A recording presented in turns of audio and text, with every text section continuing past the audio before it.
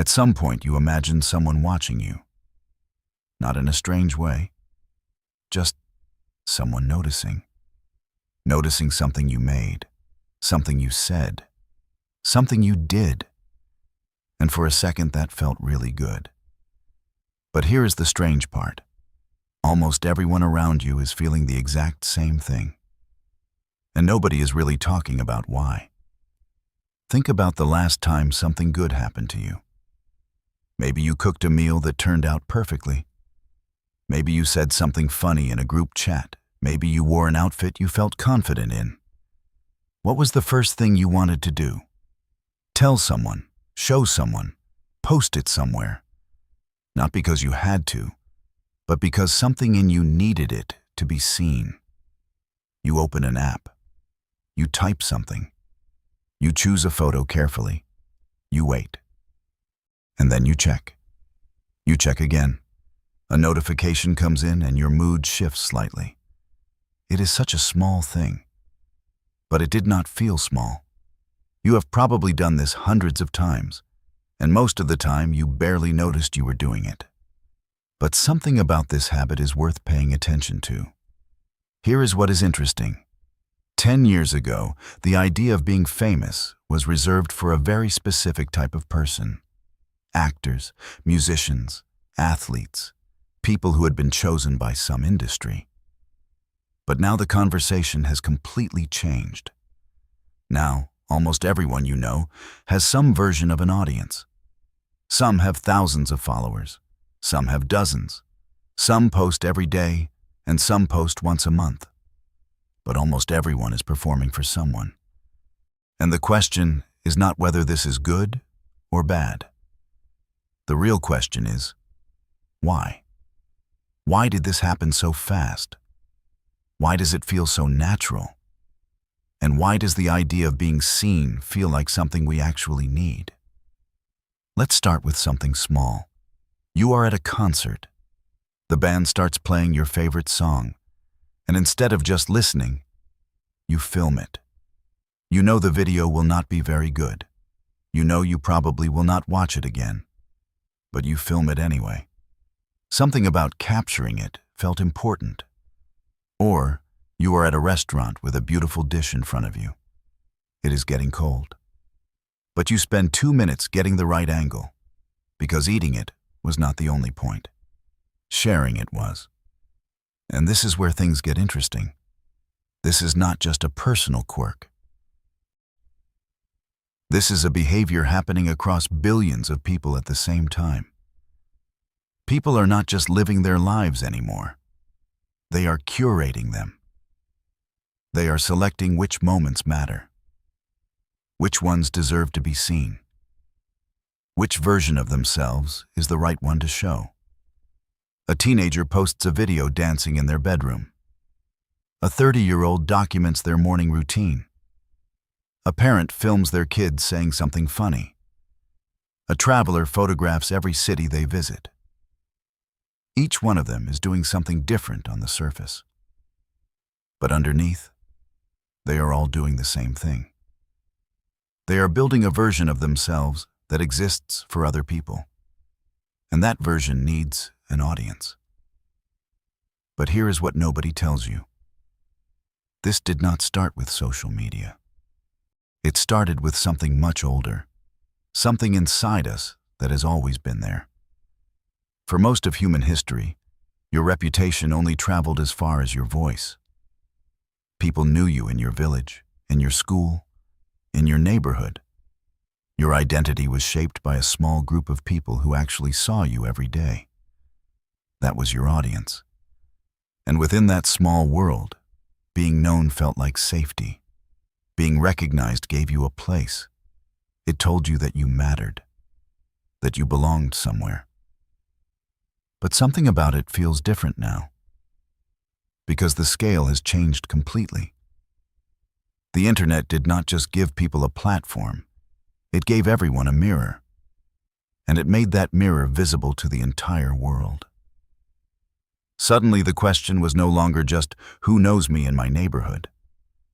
The question became, who could know me everywhere? And once that possibility existed, it changed the way people thought about themselves. Not for everyone, not all at once, but slowly and quietly, the standard began to shift. Being known by 100 people started to feel like a small number. Being known by 1,000 felt possible. Being known by 1 million felt like the goal. And nobody sat down and decided this. It just happened. The influencer was not invented by a company. The influencer emerged from millions of ordinary people testing something new. What if I posted this? What if someone watched? What if people liked it? And some of them found out. People did. Ordinary people building audiences from their bedrooms became the story of an entire decade.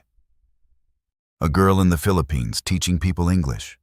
A guy in Brazil reviewing fast food at midnight. A woman in Seoul showing her daily commute.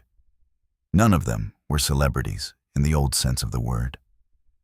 But they had something celebrities used to have exclusively: attention. And attention turned out to be worth a lot. Not just money. Something else. Something harder to name. But that is not the strange part. The strange part is what happened to the people watching. Every time you watch someone build their life online, something happens in your mind. You start comparing.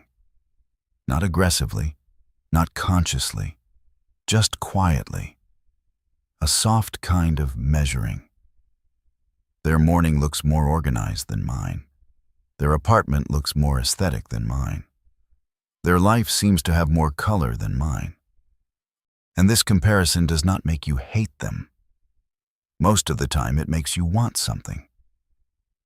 You start to think, I could do that too. You start to think, what would mine look like? And this is where the loop begins. There is a system at work here. It is not a conspiracy. It is not something anyone planned in a meeting room. But it is real. Every major platform in the world runs on a single resource: your attention.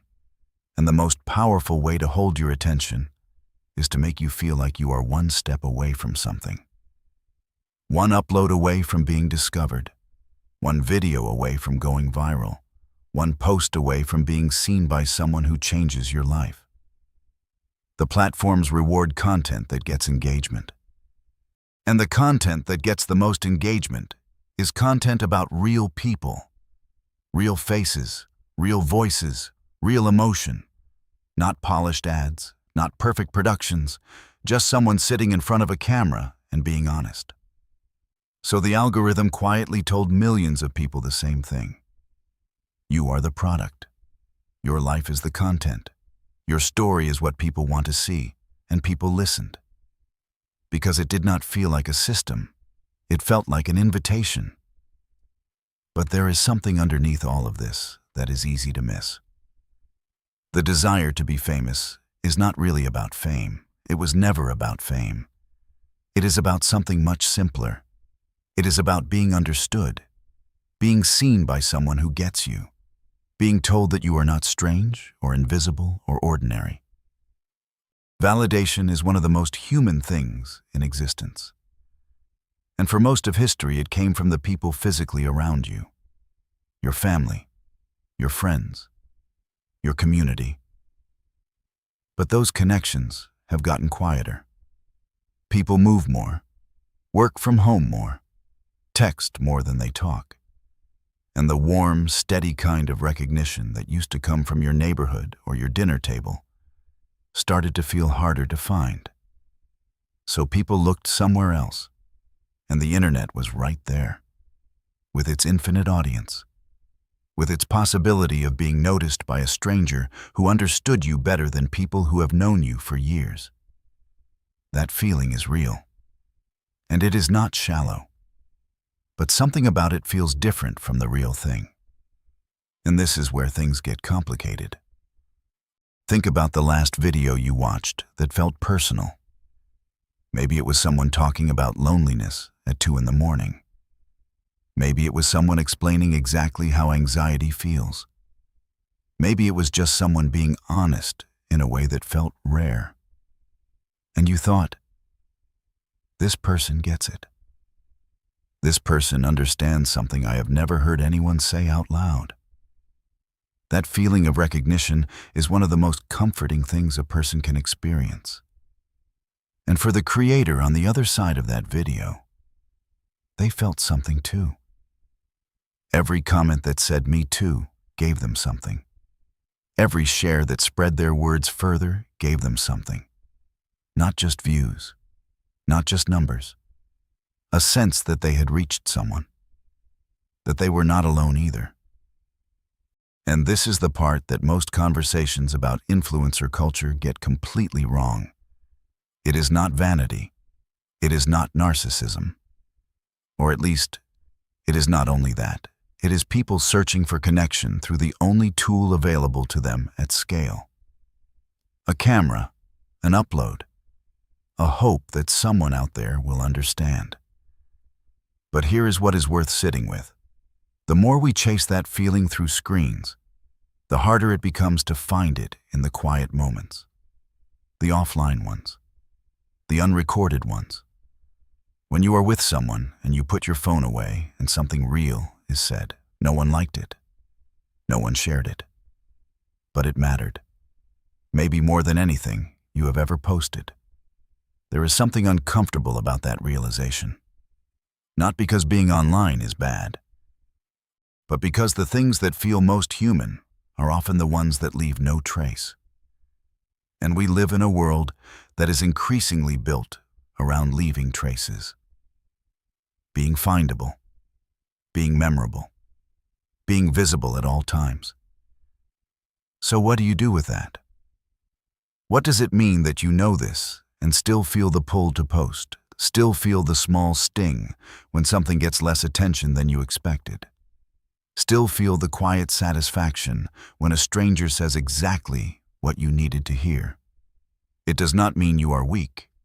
It means you are built the same way as everyone else, needing to be seen, trying to be understood, finding whatever tools are available to get there. There is a moment that happens sometimes. You are somewhere beautiful, or somewhere ordinary that suddenly feels significant. And before you reach for your phone, you just stay there. For a second, you just exist in it. Nobody is watching. Nobody will know. And somehow that does not feel like a loss. It feels like something else entirely. We all want to be famous in some version of the word. Famous to the right people. Famous for the right reasons. Seen by someone who actually looks. That desire is not going away, and maybe it should not. But somewhere between the hunger for an audience and the quiet of an unrecorded moment, there is probably a version of you that does not need anyone watching to know you are there. You have just spent a long time looking for them through a screen. Maybe they were always somewhere closer.